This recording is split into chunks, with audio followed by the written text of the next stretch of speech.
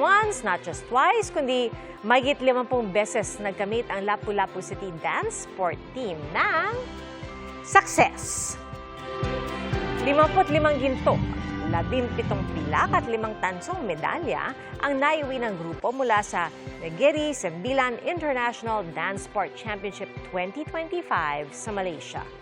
Binubuo ang pangkat ng 16 na mag-aaral mula sa iba't ibang paaralan. At doble success din para sa ilang miyembro ng mga consistent honor student.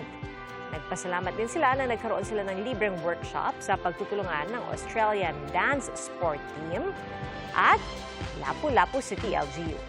Abala ngayon ang grupo sa paghahanda para sa World Dance Sport Federation Cebu Open Championship ngayong weekend.